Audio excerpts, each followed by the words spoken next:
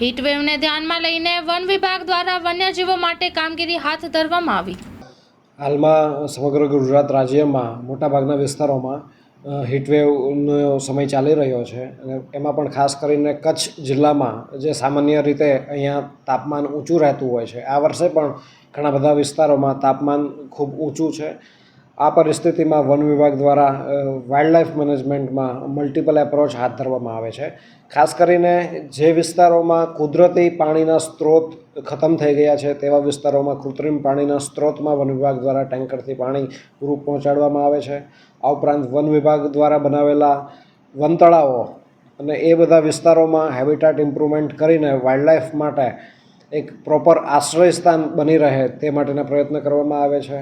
આ ઉપરાંત ઘણી બધી વાર વિવિધ પ્રકારના પક્ષીઓ પણ ગરમીના કારણે ડિહાઇડ્રેટેડ થયેલ પરિસ્થિતિમાં એ રેસ્ક્યુ કરતા હોય છીએ।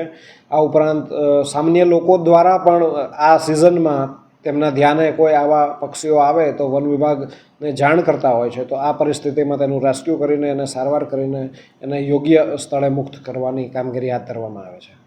ખાસ તો આ ગરમીની સિઝનમાં જે સ્થળે પાણી છે એ પાણીવાળા વિસ્તારમાં વાઇલ્ડલાઇફની અવરજવર રહેતી હોય છે, તો આવા વિસ્તારમાં જો આપના ધ્યાને કોઈ વાઇલ્ડલાઇફ આવે કે રહેણાંક વિસ્તાર તરફ છે તો એ બાબતે પણ વન વિભાગનો આપ સંપર્ક કરો અને પક્ષીઓ જ્યારે કોઈ ડિહાઇડ્રેટેડ પરિસ્થિતિમાં મળે તો પણ વન વિભાગનો સંપર્ક કરવા માટે વિનંતી છે।